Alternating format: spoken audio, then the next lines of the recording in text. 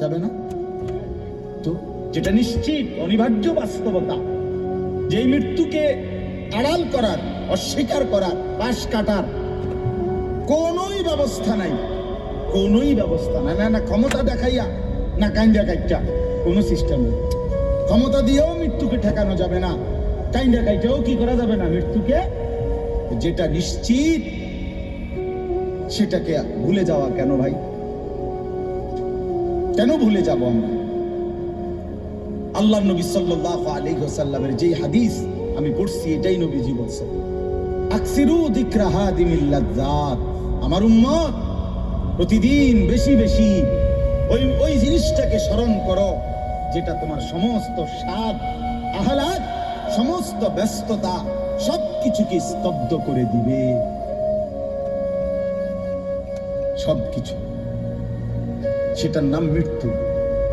হাদিসে আছে মৃত্যু সবকিছু বন্ধ করবে। তোমার নাক, তোমার চোখের দৃষ্টি, তোমার কানের শ্রবণ শক্তি, তোমার জবানের উচ্চারণ, তোমার জিহ্বার স্বাদ, তোমার হাতের নড়াচড়া, তোমার ব্যস্ততার এই জিন্দেগি স্তব্ধ করবে।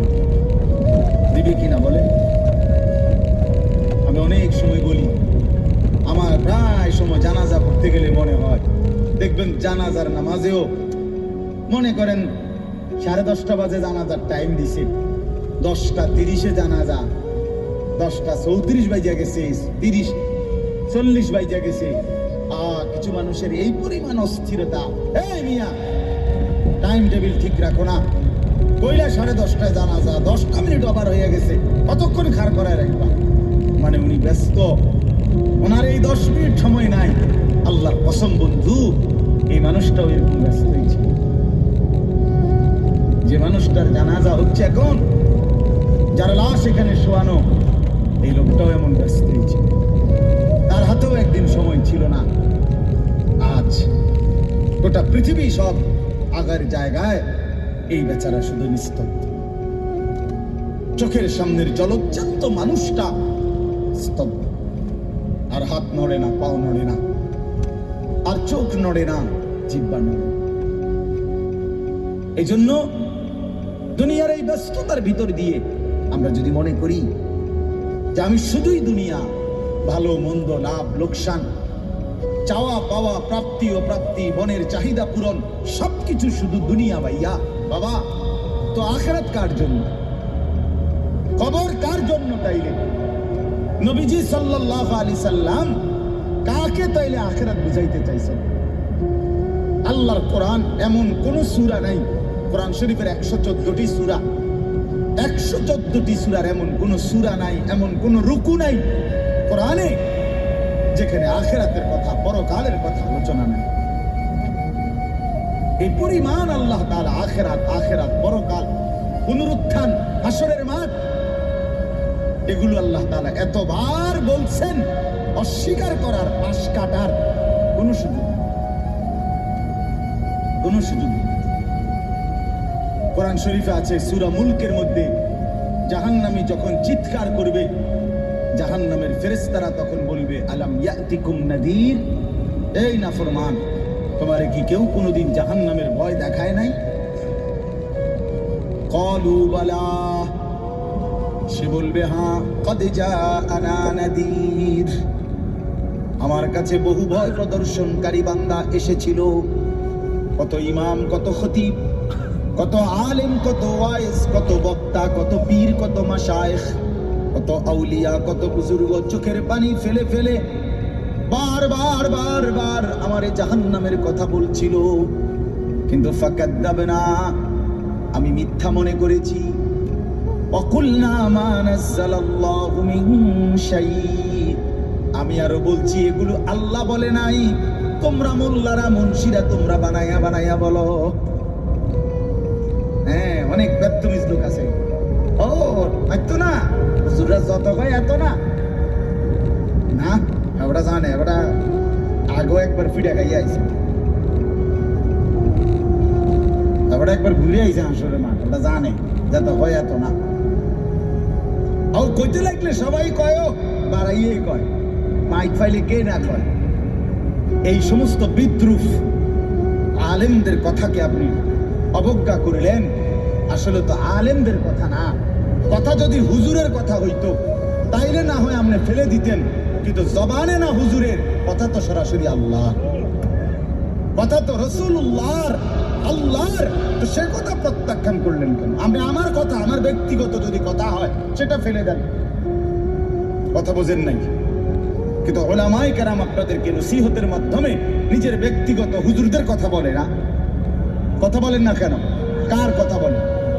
আল্লাহর কথা বলে, রাসূলুল্লাহ সাল্লাল্লাহু আলাইহি সাল্লামের কথা বলে, তো সেটা বাদ দিলেন কেন? সেটা বাদ দিলেন। আমার ব্যক্তিগত কথা তো আপনাদের ধরতে বলি না, আমার ব্যক্তিগত কথা বলি, আপনারা দেখি গ্রহণ করেন কিনা বলেন। মনে করেন আমি কুমিল্লা ক্যান্টনমেন্ট থাকি, ময়নামতি সাহেবের বাজার, আমার মাদ্রাসা বাসা ওইখানে। তা আমি কুমিল্লা ক্যান্টনমেন্টে একটা বড় টাওয়ার আছে, গুমতি টাওয়ার। এই গুমতি টাওয়ারের নিচে আন্ডারগ্রাউন্ডে মুদি দোকান এবং তরি তরকারির দোকান। আমি প্রত্যেক দিন ওইখানে তরি তরকারি এবং মুদি যত মাল, এই যে পেঁয়াজ রসুন আদা তেল এগুলো এবং মাছ তরকারি, এগুলো ওই গুমতি টাওয়ার থেকেই সবসময় কিনি। আপনারাও সবাই নিয়ত করেন ইনশাআল্লাহ এখন থেকে সবাই কুমিল্লা ক্যান্টনমেন্ট গুমতি টাওয়ার থেকেই তরকারি এবং চাল ডাল তেল কিনবেন, বলেন ইনশাআল্লাহ। কথা বলেন না তো? আপনি কি বলবেন? আমি কি কি হুজুর আপনি পাগল হলেন? আমি কিনতাম, আমার আমনের ক্যান্টনমেন্ট আমি কিনতাম যাবো, আমাকে দেশে কি মাছ তরকারির অভাব পড়ছে নি? ঠিক কিনা বলেন না কেন? তাহলে এইটা না আমার ব্যক্তিগত কথা, কথাটা আমার বুঝছেন নি? এইটারে তো আপনারা মানতে কই নাই। আমি তো বলি না আপনারা যে আপনি আমার লগে গিয়ে বাজার করেন। তাহলে আপনি যে বললেন হুজুর এরকম কয়, হুজুরের সব কথা ধরলে চলন যাইতো না বর্তমান জমানায়। আপনারা তো আমার একটা কথাও ধরতে বলি নাই, আপনাকে বলছি আল্লাহর কথা না বলি। আপনাকে তো বলেছি ভাইয়া রাসূলুল্লাহ সাল্লাল্লাহু আলাইহি ওয়াসাল্লামের কথা ধরতেন। আল্লাহর কথা ফিরায় দেয় কেমনে? নবীর কথা ফিরায় দেয়। বলেন বাবা, মেহেরবানি করে এই জন্য বুঝতে শেখেন, বুঝতে শিখেন। তিনটা জিনিস আমাদের মধ্যে লাজেম থাকা চাই। এক হলো তাওহীদ, দুই হলো রিসালাত, তিন হলো আখিরাত। এই তিন জিনিস ভুলে গেলে মুসলমান হয় না। তাওহীদ ভুলে গেলে, অর্থাৎ লা ইলাহা ইল্লাল্লাহ, জীবনের সব ব্যাপারে, সব বিষয়ে যা কিছু হচ্ছে, যা কিছু ঘটছে, আমার জীবনের এই সারা পৃথিবীর কায়নাতের সমস্ত নড়া চড়া, প্রত্যেকটা বিন্দু বিসর্গ করছেন শুধুই একজন, তিনি আল্লাহ। তিনি কে? লা ইলাহা ইল্লাল্লাহ, আল্লাহ ছাড়া আর কোনো ইলাহ নাই, দেনেওয়ালা আর কেউ নাই, পালনেওয়ালা আর কেউ নাই। এটা তাওহীদ। আর শাজিমের উপর থেকে সাততবক জমিনের নিচ পর্যন্ত যেটা যেমনে যেভাবে আছে সেটা একজনই পরিচালনা করছেন, তিনি আল্লাহ। এই কথা যত দিলের মধ্যে বসাইতে হবে। দুই নাম্বার রিসালাত। রিসালাত মানে হলো মুহাম্মাদুর রাসূলুল্লাহ সাল্লাল্লাহু আলাইহি সাল্লাম, এই কথা গ্রহণ করা। এই কথা আবার গ্রহণ করার কি? এই কথা গ্রহণ করা হইল মুহাম্মদ আল্লাহর রাসূল, আল্লাহ আমার জন্য উনাকে পাঠাইছেন। অতএব আমার জীবনের হাসি কান্না আনন্দ বেদনা, রাত দিন, ঘর সংসার বাজার ব্যবসা, আয় রোজগার, স্ত্রী পুত্র পরিজন, কদম কদম বিন্দু বিন্দু নিঃশ্বাস নিঃশ্বাস আমি অনুসরণ করব একজনকে, তিনি মুহাম্মাদুর রাসূলুল্লাহ সাল্লাল্লাহু আলাইহি ওয়াসাল্লাম। এটারে বলে রিসালাত। এটাকেই বলে নবী সাল্লাল্লাহু আলাইহি সাল্লামকে চেনা, এটাকেই বলে নবী সাল্লাল্লাহু আলাইহি সাল্লামকে ভালোবাসা, এটাকেই বলে নবী সাল্লাল্লাহু আলাইহি সাল্লামকে অনুসরণ।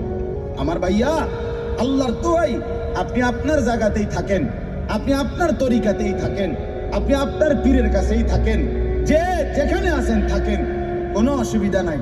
শুধু নিজেরে ধোঁকা দিয়েন না, ধোঁকা খাইয়েন না, কাউরে ধোঁকা দিয়েন না। আল্লাহ রাসূল বলছে আল মুমিনু লা ইয়াখদাউ ওয়া লা ইউখদাউ। খেয়াল করে শুনেন এই কথাটা। মুমিন, নবীজি বলছে, কোন ইমানদার কাউকে ধোঁকা দেয় না। খোদার কসম নবী বলছে ইমানদার ধোঁকা খায় না। লা ইয়াখদাউ অর্থ সে ধোঁকা দেয় না, ওয়া লা ইউখদাউ অর্থ নিজেও ধোঁকা খায় না। অতএব রাসূলুল্লাহ সাল্লাল্লাহু আলাইহি সাল্লামের সাথে সম্পর্ক, ভালোবাসা, মহব্বতের সবটা 100 অনুসরণের মাধ্যমে, অনুসরণের মাধ্যমে। চেহারায় যার দাড়ি নাই সে রাসূলকে ভালোবাসে না, ঘরে যার স্ত্রী বেপর্দা সে রাসূলকে ভালোবাসে না, উপার্জনের মধ্যে যার হালাল নাই সে রাসূলকে ভালোবাসে না, জীবনে যার সুন্নত তরিকার অনুসরণ নাই সে আল্লাহর রাসূলকে কশিন কালেও ভালোবাসে না।